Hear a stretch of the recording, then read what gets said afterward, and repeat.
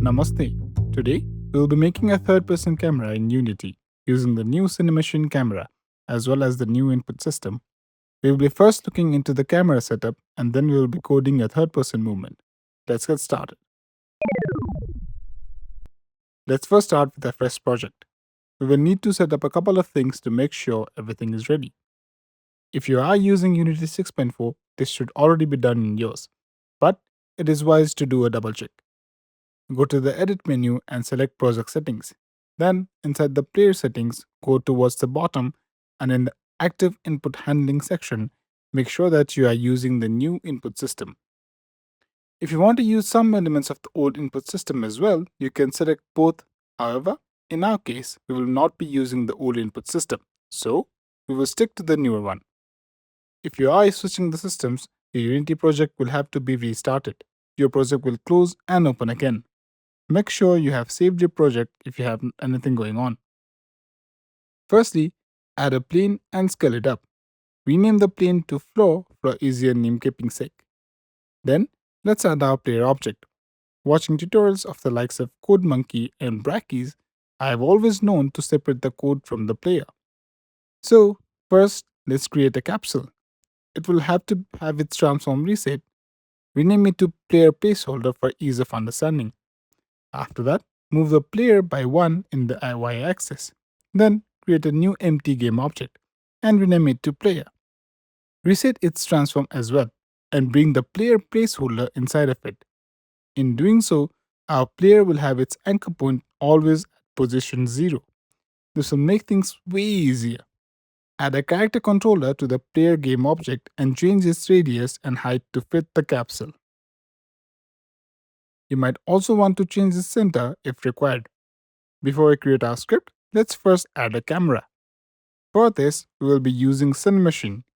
If you already do not have it, go to Windows, Packet Management, Packet Manager, and under the Unity Registry tab, search for Cinemachine. Install it if you have not. After this, make sure you have a default camera game object, and then add a Cinemachine camera. You might want to rename it as third-person camera for easier understanding. Click on it and it should have a Cinemachine camera property attached to it. The first thing to look for is the tracking target. This is where we want to tell the camera to look for a particular target to look towards. As stated earlier, you want to separate the logic from the object as much as possible. So, create an empty game object and rename it to camera target. Reset its position and drag it inside the player game object. You can then move the empty game object towards the top of the player placeholder game object and keep it at the shoulder's height for a natural angle. Go back to the camera and in the tracking target, drag in the camera target game object. This will tell the Cinemachine camera to track the camera target. Then, in the procedural components tab, change the position control to orbital follow and the rotation control to rotation composer.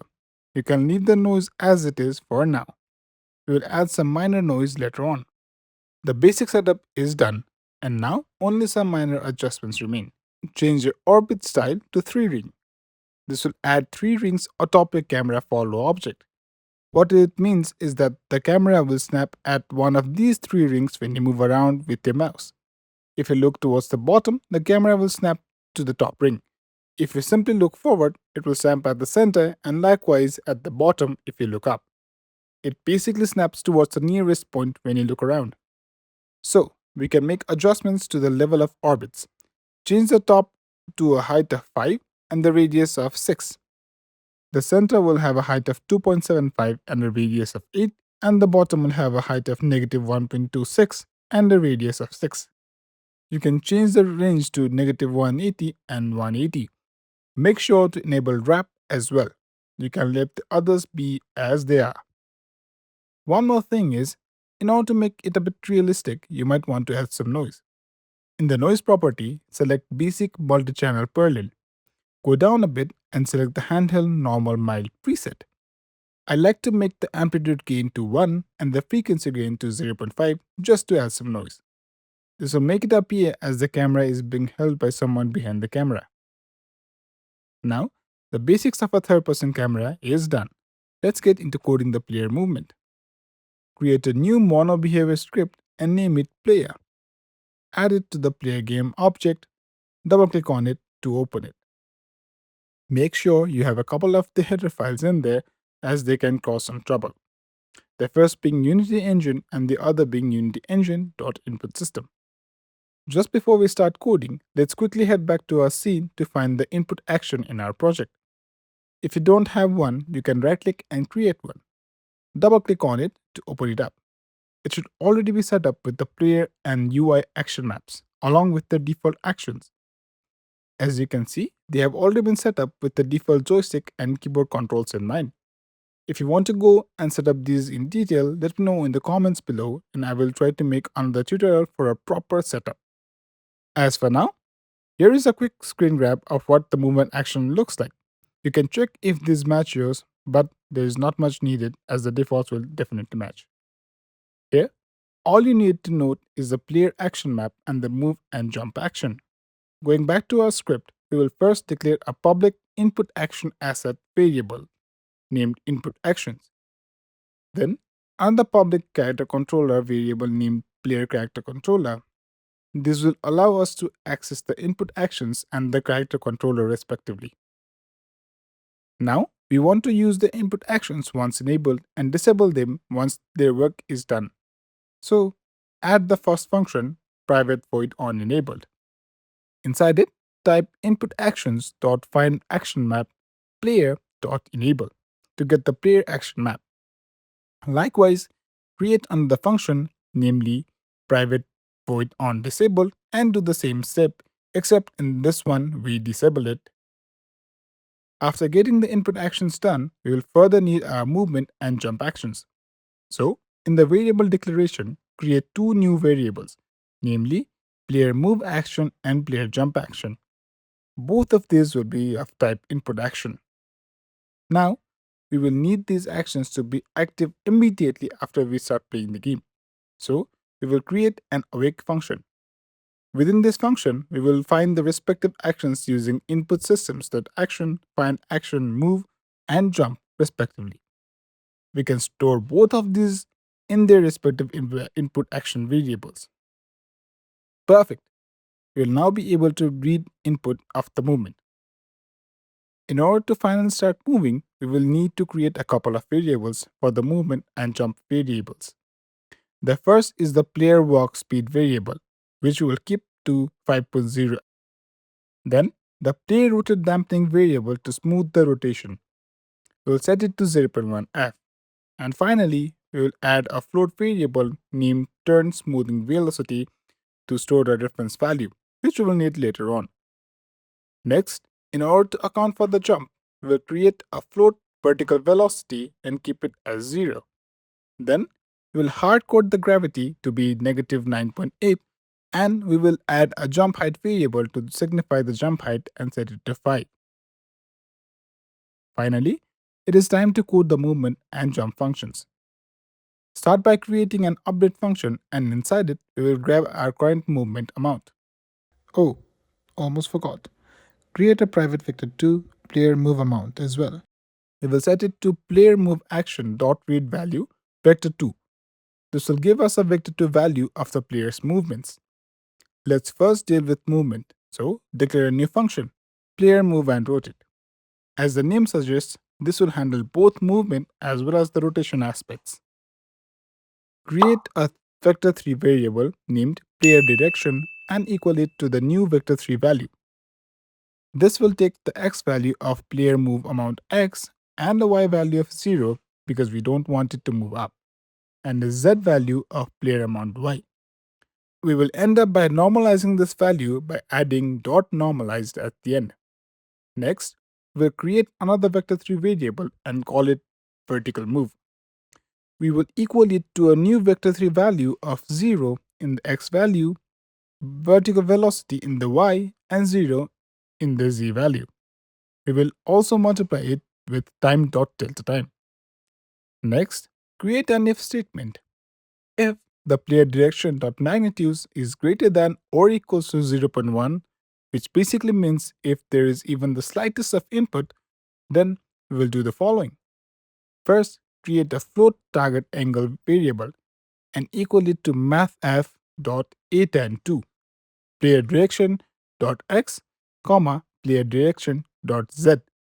We will multiply this by mathf.rad to dig to convert it to degrees and add the player camera Euler angles .y to the equation. Seems like we forgot to bring in the camera, so let's create a serialized field player camera. We will just need its transform, so we will use transform player camera. Next, we will determine the smoothing by creating a float smooth target angle and equaling it to mathf.smoothDampAngle. In the brackets, keep transform.eulerangles.y, target angle. We will need a reference here, so ref turn smoothing velocity and finally the dampening value, hence player rotate dampening. We will use this to add to the rotation value, so transform.rotation equals to quaternion.euler 0 in the x value, smooth target angles in the y, and once again 0 in the z. Finally, in order to move where the player is looking, we will account for it by creating a vector 3 value of move direction and equaling it to quaternion.euler 0 target angle and 0 and multiplying it by the forward vector value with vector 3.forward. Now we can finally bring it all together to add to the movement. So let's add movement to the player character controller by adding .move. And as its parameter, add move direction .normalized multiplied by the player walk speed multiplied by time.delta time to make it frame rate independent. And finally, add the vertical movement as well with vertical move. Lastly, if there is no movement, we will simply only check for the player jumping. So, in the else part, add player character controller dot move. In the brackets, we will keep vertical move to check for any movement. That's the movement all done. Now, we will go to jumping. In order to jump, first create a function, jump. Within it, create an if statement where if the player character controller is grounded, we will add a small downforce by making the vertical velocity to -1. Similarly, within it, let's add another if statement to check if the jump action was actually pressed. So, if player jump action dot was pressed this frame, the vertical velocity will equal to the jump height. If the player is not grounded, we will simply set the vertical velocity to gravity multiplied by time.delta time. Let's call all of these functions in the update function as well. Go ahead and add your input actions, player character controller, and player camera to the respective places. In the Cinemachine orbital follow property, under the third-person camera, make sure you have clicked the Add Input Controller as well. The camera will not work otherwise. And we are all done. If you move your character and look around, everything will work as expected. Move around and rotate and it will move towards the direction you are looking at. Perfect. There's quite a ton you can do with it, like making sure the camera moves when being obstructed with the terrain or by any other subject, making the camera orbit and rotate separately and with delay, and so on. For now, it is a simple third-person player movement and a camera to follow them around. Let me know what you would like to see next and I will try my best to work on it. Namaste and good day.